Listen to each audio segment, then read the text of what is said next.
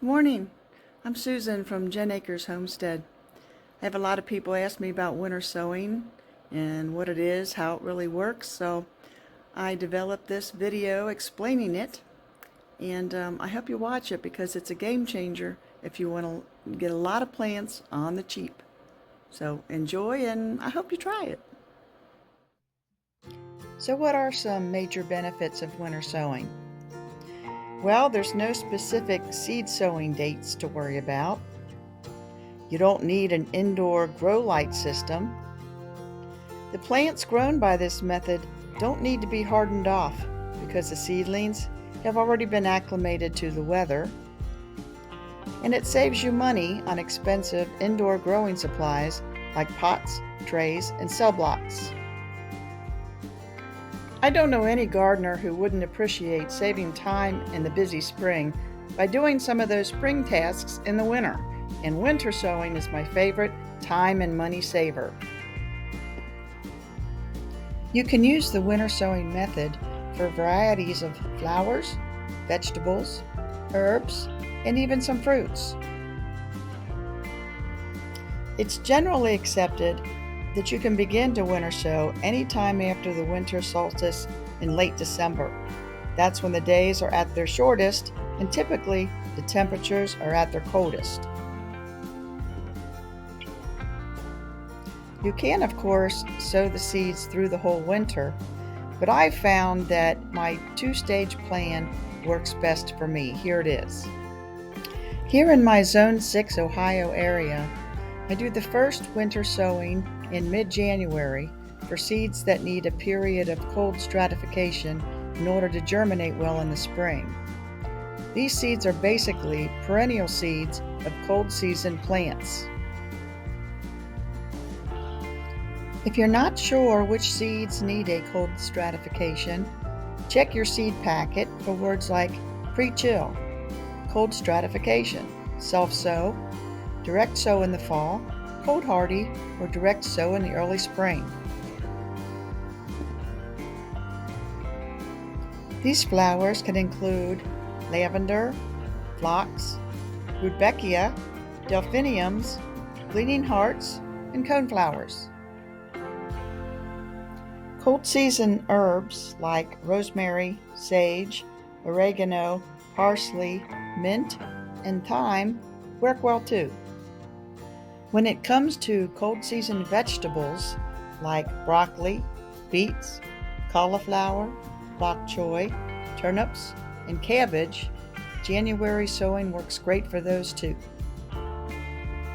And don't forget cold season greens like spinach, lettuce, kale, chard, collards, and mustard greens. I don't winter sow root vegetables like carrots, parsnips, and radishes, and vegetables that are easier to direct sow like peas and beans.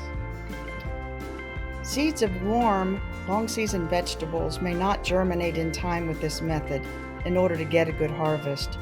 So I continue to sow these indoors and transplant them out when it's warm. The second sowing is on March 1st, which is much closer to spring, and it's for seeds that don't need the cold stratification. This is when I sow seeds of annual flowers and warm-loving plants in general. This March 1st date is good for annual flowers like marigolds, coleus, cornflower, zinnias, petunias, and sunflowers. This March 1st sowing date is also great for annual herbs like basil, dill, cilantro, chamomile, borage, and chervil. So why use milk jugs? Well, I've had my best success with milk jugs, and I very rarely use anything else. So why milk jugs? Well, the translucent ones let the light in. They're tall enough for seedlings to grow. They're plentiful, at least in my house, and it's a great way to recycle waste. But any other container that has those same features can be used as well.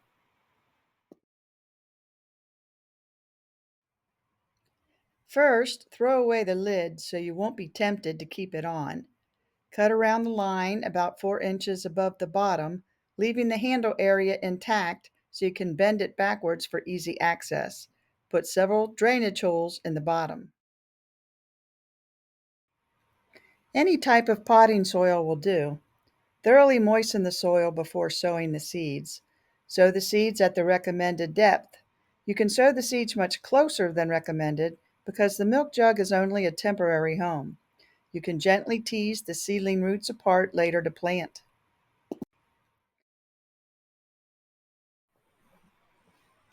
To seal the containers, I've used several options. I think these two work best. Either a piece of duct tape, it's not pretty, but it works, or holes in the milk jug and tie it with bread ties.